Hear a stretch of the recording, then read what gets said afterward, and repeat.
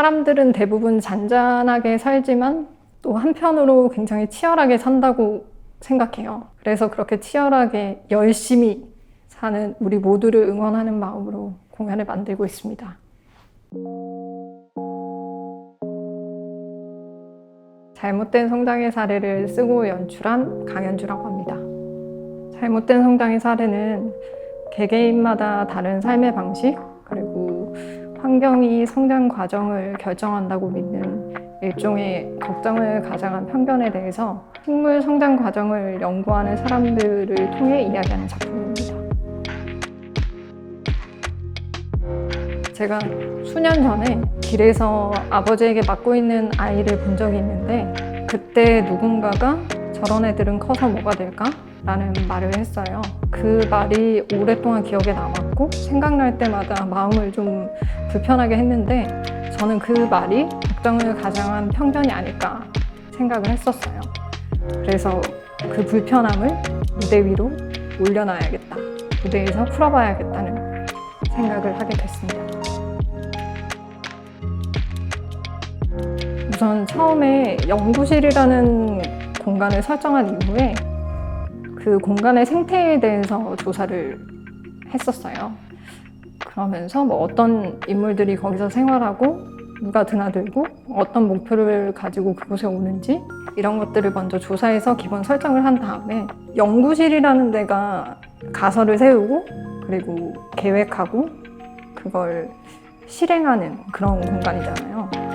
그런 체계를 안전하다고 느끼는 인물, 그 바깥의 현실을 불안해하는, 그래서 이 연구실이라는 공간을 방공호처럼 생각하는 인물을 중심에 두고 주변 인물들을 설계해 나갔거든요.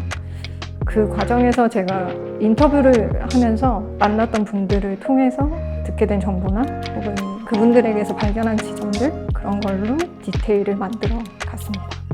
은주 같은 경우에는 여러 고민을 했었는데 일단 극에도 나오는 저런 애들은 커서 뭐가 될까에 혜경이 과거에 저런 애였을 것 같은 인물인데 그 말을 해주는 어른 인물이 한 명 필요하다고 생각을 했었어요. 그리고 또 한편으로는 혜경이 자신의 부모를 떠올릴 수 있는 그런 인물로서 은주를 만들어냈습니다. 그리고 도유는 이건 조금 개인적인 얘기일 수도 있는데 제가 살면서 만났던 정말 친절하고 좋은 사람들이 많이 있었거든요. 매 순간마다. 항상 그런 사람들이 되게 직접적이진 않지만 늘 옆에서 응원이 되는 말을 해주거나 그냥 가만히 옆에 있어주는 태도들이 저한테 되게 크게 위로가 됐었는데 저는 혜경에게도 그런 사람이 한 명은 있었으면 좋겠다. 그리고 분명히 있을 것이다 라고 생각을 해서 항상 혜경 옆에서 지켜봐주는 역할을 하는 인물을 만들었습니다. 대학원을 다녔던 분들이 그 얘기를 종종 하시더라고요. 대본을 보셨던 분들 중에서도 대학원을 다니셨던 분들은 아예 읽는 포인트가 많이 다르시더라고요. 낭독 쇼케이스는 기본적인 목표 자체가 대본을 소개하고 그리고 이게 본공연으로서의 가능성이 있는지를 확인하는 거여서 그때 쇼케이스를 통해서 저희가 또 워낙에 좀 낯선 정보가 많은 작품이어서 어떤 정보가 관객에게 전달이 되는지 혹은 또 이건 너무 부담스러워하는 정보인지 같은 거를 확인을 할 수가 있었어요. 그래서 그런 부분들을 좀 조정을 해나갔고 또 이번 본공연할 때 특히 신경을 썼던 부분은 워낙에 저희가 잔잔하고 조용한 작품이어서 얼핏 보기에는 어떤 감정의 변화가 없고 또 큰 사건이 없는 것처럼 느껴질 수도 있거든요. 근데 이게 낭독되는 지문 낭독자를 통해서 조금 도움을 받을 수 있었는데 이게 본공연이 됐을 때는 그냥 무대를 보고 관객이 직감적으로 알 수 있어야 해서 그런 부분들이 전달될 수 있게 어떤 배우의 태도, 호흡, 사이 같은 걸 잘 활용하려고 노력을 했습니다. 일단은 쓰는 일이나 연출하는 일이나 똑같이 어려운 건 사람을 무대 위로 올린다는 것 같아요. 그 사람이라는 게 워낙에 복잡한 생명체라서 제가 어떤 한 면만 보고 그걸 규격화해서 올리는 게 아닌가? 이런 조심스러움이 있었고 제가 쓴 걸 연출하는 데 있어서 어려운 점은 제가 연출로서 해결해야 하는 숙제들을 글로 해결하려고 하다 보니까 상상력이 좀 위축되는 느낌? 그래서 오히려 다른 동료들, 디자인 파트들과 의견을 최대한 많이 교류를 하려고 했었습니다. 좀 특별히 이전 작업들보다 더 신경 쓴 부분은 조명이랑 음향이에요. 저희 작품의 기본적인 디자인 컨셉의 첫 번째 목표는 관객들이 배우와 같은 공간, 연구실에 들어온 느낌을 받게 하는 건데, 그러기 위해서 전체 디자인 스태프들이랑 우선 우리가 최대한 인위적인 장치를 피하고 실제 연구실에서 사용될 것 같은 장치들을 활용해서 혹은 확장해서 무대 언어를 만들어 보자라고 이야기를 했었어요. 근데 그 중에서도 조명이나 음향 같은 경우에 이제 연구실 안팎에 있을 법한 것들을 리서치를 해서 어떤 소리를 내는 소품이라든지 빛을 활용할 수 있는 대도구들 이런 것들을 활용해서 그 공간이랑 무대의 이질감이 최대한 줄어들도록 노력을 했습니다.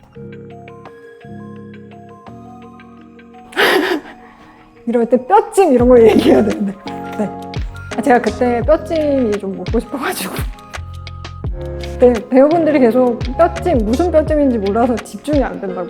사실 랭셉을 베트남 요리 배우들이 아무도 모르더라고요. 저희 극에서 도윤이 혜경한테 귀하식물에 대해서 이야기를 해주는 장면이 있어요.